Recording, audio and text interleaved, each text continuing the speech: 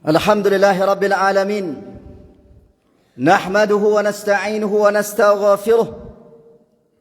Wa na'udhu billahi min syururi anfusina wa min sayyiati a'malina. Man yahdihillahu fala mudilla lahu wa man yudlil fala hadiya lahu.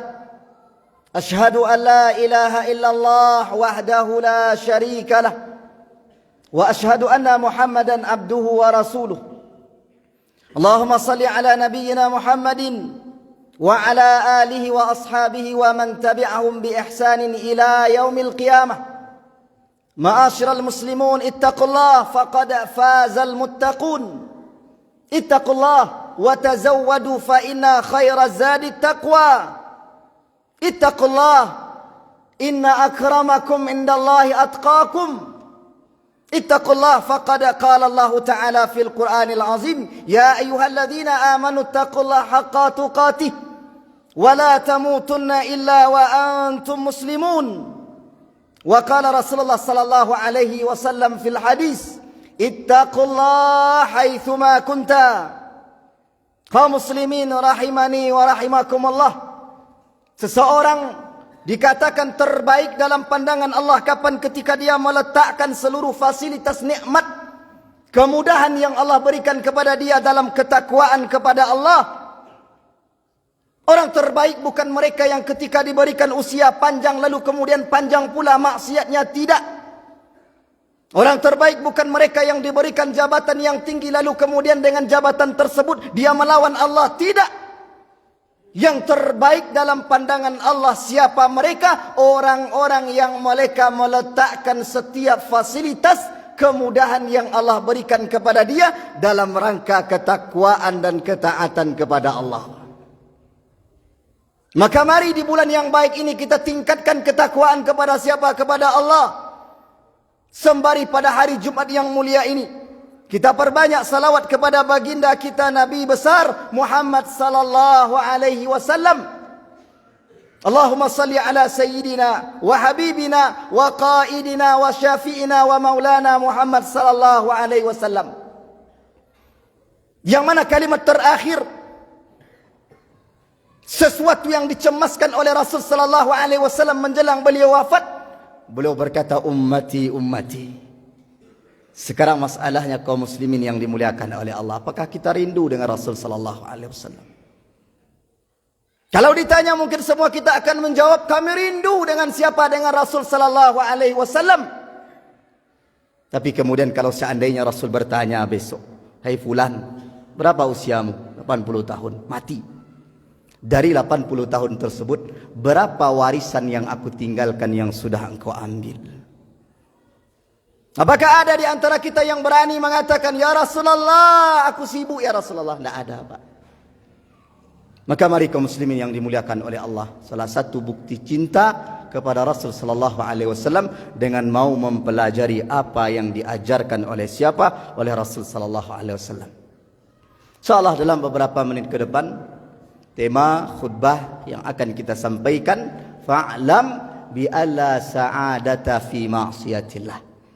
Kalau kita terjemahkan pakai bahasa Indonesia, ketahuilah bahwasanya tidak ada kebahagiaan bagi seseorang yang dia bermaksiat kepada Allah.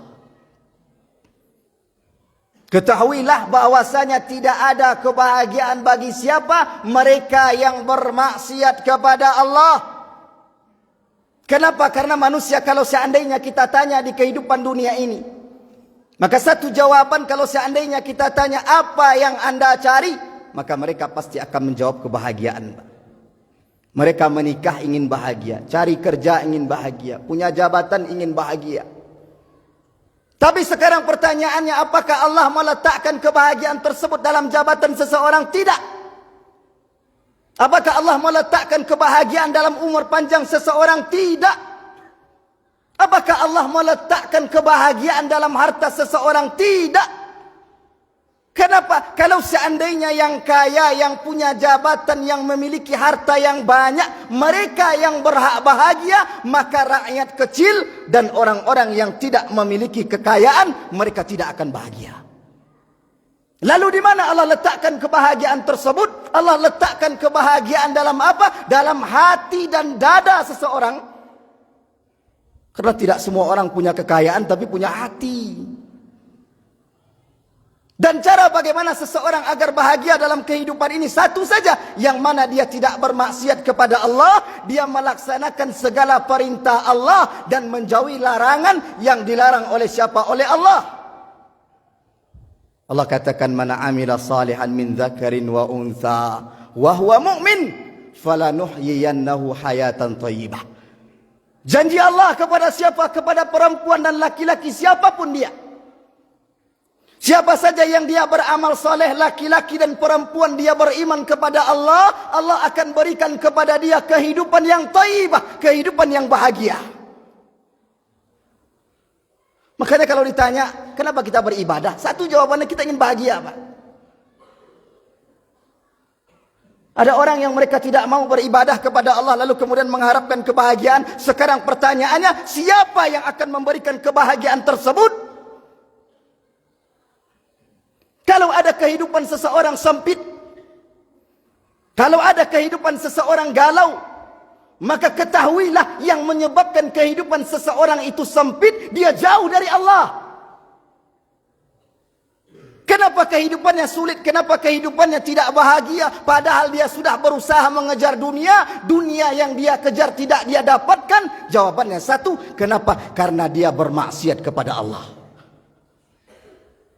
Makanya Al-Imam Asy-Syafi'i mengatakan, wal ma'siyatu sababun fi dhiqis sadri wa qalqin nafsi. Apa kata Al-Imam Asy-Syafi'i rahimahullahu ta'ala? Ketahuilah, maksiat yang dilakukan seseorang itu yang menyebabkan hatinya gundah gulana dan tidak bahagia serta dadanya sempit. Kemudian beliau membawakan firman Allah, wa man a'rada an dzikri fa inna lahu ma'isyatan dhanka. Yang mana Allah katakan, siapa saja yang berpaling dari mengingat Allah. Ketahui zikir di dalam Al-Quran maknanya bukan hanya sekedar mengucapkan subhanallah, alhamdulillah, Allahu Akbar. Tidak. Zikir di dalam Al-Quran maknanya bisa salat, bisa amal soleh. Kan Allah katakan, aqimis salata li dzikri. Apa kata Imam Asy-Syafi'i? Seseorang kenapa dia hidup gundah gulana, tidak bahagia? Dipastikan kata beliau, karena seseorang tersebut dia bermaksiat kepada Allah. Dan beliau membawakan firman Allah yang berkaitan dengan ketaatan. Kan Allah katakan, alladzina amanu wa tatma'innu qulubuhum bi dzikrillah, ala bi dzikrillah tatma'innul qulub. Siapa mereka? Orang-orang yang mereka beriman kepada Allah dan hati mereka tenang dengan apa? Dengan mengingat Allah. Ketahuilah, seseorang yang melakukan ketaatan dan amal soleh, hanya dengan cara seperti itu dia bisa menenangkan dadanya. Kebahagiaan bagi orang yang diberikan umur panjang, kaum muslimin yang dimuliakan oleh Allah. Kapan? Ketika dia letakkan umur panjang tersebut dalam ketaatan kepada Allah. Kebahagiaan bagi orang-orang yang diberikan jabatan oleh Allah, ketika jabatan tersebut dia gunakan untuk tunduk taat patuh kepada Allah. Kalau ada orang ingin bahagia kemudian dia memiliki jabatan yang tinggi, tapi kemudian dia bermaksiat kepada Allah, ketahuilah ada orang sebelum kita yang diberikan jabatan yang begitu tinggi, tapi pada akhirnya dia bermaksiat kepada Allah. Fir'aun. Kebahagiaan bagi orang yang memiliki harta itu ketika dia infakkan di jalan Allah. Kebahagiaan bagi orang-orang yang diberikan keturunan oleh Allah. Kapan? Ketika keturunan tersebut dia gunakan untuk taat tunduk kepada Allah, dia mendapatkan anak yang saleh. Tidak ada ceritanya seseorang ketika dia bermaksiat itu bahagia, tidak ada, Pak. Bahkan salah seorang ulama dikutip di beberapa kitab, apa kata mereka? Wa ma adznabna dzamban, tidaklah kami melakukan satu dosa, satu maksiat, illa wa ra'ayna atharahu ala ahalina, melainkan dosa dan maksiat yang kami kerjakan tersebut akan berdampak buruk kepada siapa? Kepada keluarga kami, kepada isteri kami, kepada anak kami. Hattal bahaima fi baitina, sampai kemudian binatang ternak yang kami pelihara juga akan merasakan dampak yang buruk terhadap apa? Terhadap maksiat yang kami lakukan.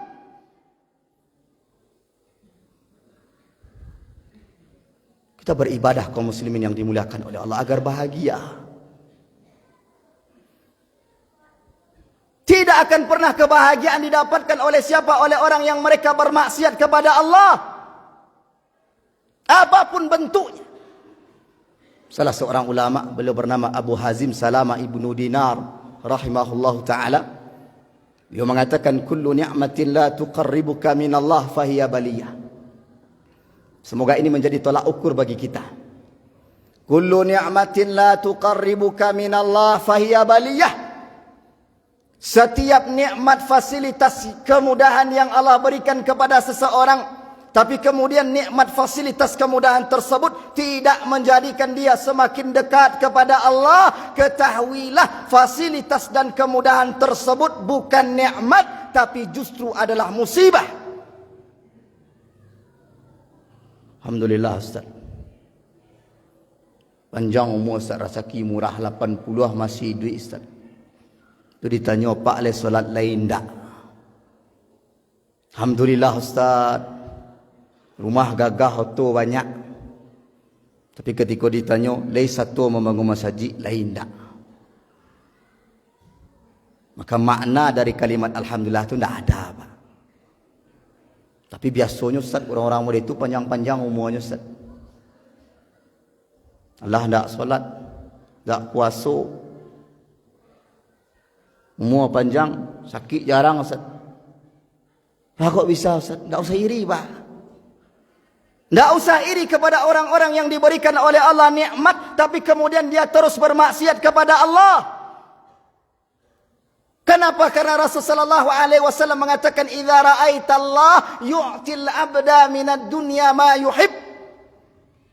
Ketika engkau lihat ada seseorang yang seolah-olah dunia ini Allah bukakan kepada dia, wa huwa muqimun ala ma'asihi, tapi kemudian dia masih terus bermaksiat kepada Allah, apa kata Rasul sallallahu alaihi wasallam? Fa inna ma dzalika minhu istidrad, itulah yang dinamakan dengan istidrad. Tak usah iri. Kadang awak mengecek kan Ustaz. Kok bisa orang jahit itu panjang-panjang umurnya Ustaz? Orang elok tu capek matinya Ustaz. Ini sering Pak. Dijawab oleh siapa? Oleh para ulama yang ada di Mesir. Terkadang ada orang-orang yang mereka bermaksiat kepada Allah usianya panjang. Apa rahasianya? Karena Allah masih ingin memberikan kata taubat, masih memberikan kesempatan kepada orang tadi. Walaupun terkadang ada orang baik, capek matinya Pak. Kenapa? Karena Allah ingin segera bertemu dengan orang ini.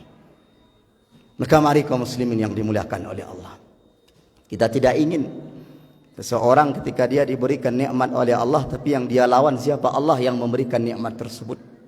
Diberikan jabatan tapi gunanya untuk apa? Untuk melawan Allah.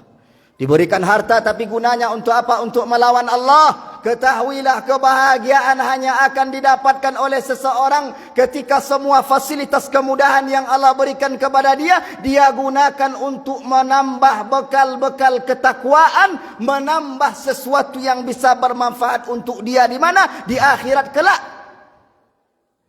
Sebentar lagi kita Ramadan kaum muslimin yang dimuliakan oleh Allah.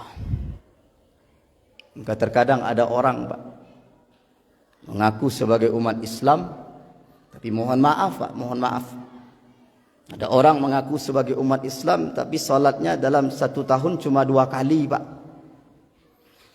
Ada orang mengaku sebagai umat Islam, tapi salatnya cuma 52 kali dalam 1 tahun. Ingin bahagia tapi dengan salat 52 kali dalam 1 tahun, Jumat ke Jumat Pak. Ada itu. Kalau ada orang yang dia salat 2 kali dalam 1 tahun, salat 52 kali dia laki-laki dalam 1 tahun, berarti dia sedang membuat agama baru Pak. Kenapa? Karena Rasulullah SAW tidak mengajarkan itu. Seseorang ketika dia sudah mengucapkan asyhadu an la ilaha illallah Muhammadur Rasulullah, maka dalam 1 tahun, kalau kita hitung dengan hitungan Masehi, tidak kurang dia akan solat yang wajib sebanyak 1820 kali. Kenapa? Karena data solat ini menyedihkan, Pak. Tahun 2019. Ini amal soleh yang sangat diremehkan oleh siapa? Oleh umat Islam sekarang ini. Ingin bahagia tapi tak salat. Salah satu lembaga survei yang bernama AMI Foundation, Azam Mujahid Izzul Haq Foundation, tahun 2019. Mereka mendata berapa jumlah umat Islam yang ada di Indonesia. Ternyata umat Islam yang ada di Indonesia ini sudah di atas angka 200 juta, Pak. Lalu kemudian dikerucutkan kembali dari 200 juta tersebut, berapa persen yang salat? Yang salat 200 juta muslim, Pak. Tapi berapa persen yang salat? Ternyata didapati data angkanya yang salat itu hanya sekitar 39,1%, Pak. 39,1%. Dikerucutkan kembali dari 39,1% tersebut, kita anggap saja 40%. Berapa orang yang mereka istiqamah untuk salat 5 waktu di masjid dan di musholla berjamaah? Ternyata jumlahnya cuma 2%, Pak. 2%. Lalu kemudian orang-orang yang terkadang salat di masjid, kadang salat di rumah, itu jumlahnya sekitar 7%. Sisanya 30%, kadang salat, kadang tidak, Pak. Kadang salat, kadang tidak. Lalu bagaimana mungkin Allah akan memberikan kebahagiaan kepada kita, sedangkan permasalahan salat ini kita anggap remeh? Maka wajar Rasulullah SAW mengatakan dalam hadis yang diriwayatkan Al-Imam At-Tabrani, inna awwala ma yafkidu minad dini al-amanah. Perkara pertama yang akan hilang dari umat Islam ini adalah amanah. Lalu kemudian wa akhiru ma yafkidu as-salah. Dan perkara terakhir yang dianggap remeh, yang kemudian dianggap biasa saja meninggalkannya oleh umat Islam, adalah salat. Fa'tabiru ya ulil absar la'allakum tuflihun.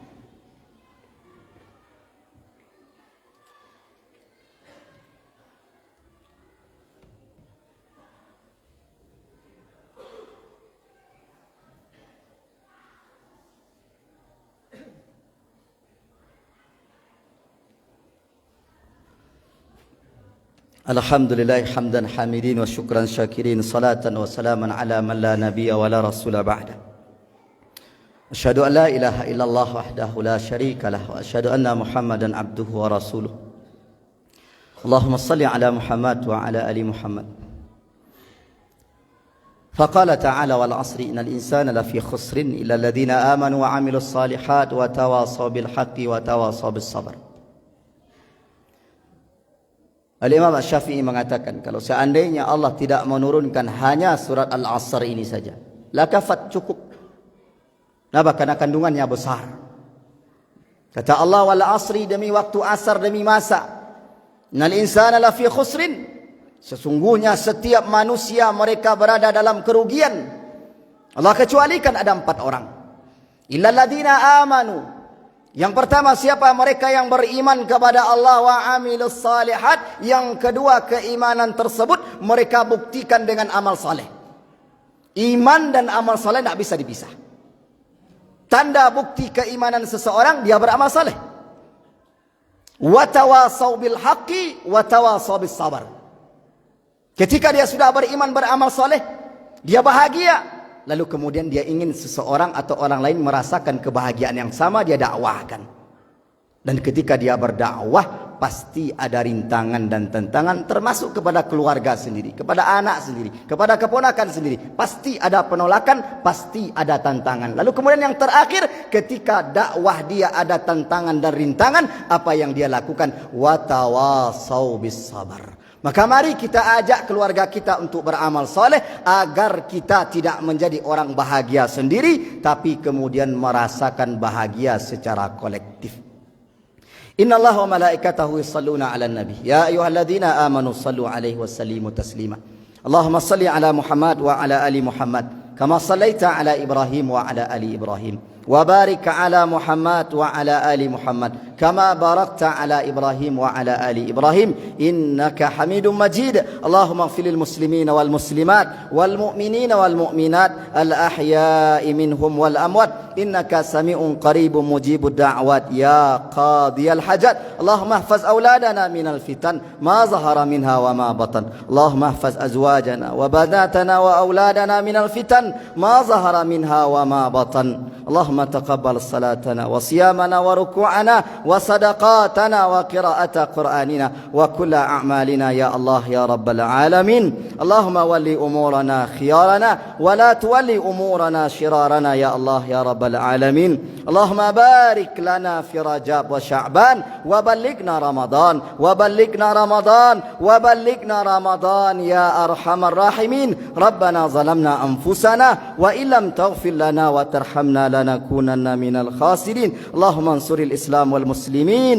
اللهم انصر الإسلام والمسلمين وأعز الإسلام والمسلمين يا الله يا رب العالمين. ربنا آتنا في الدنيا حسنة وفي الآخرة حسنة وقنا عذاب النار. وصلى الله على نبينا محمد وعلى آله وأصحابه رسول الله أجمعين والحمد لله رب العالمين. وأقيموا الصلاة.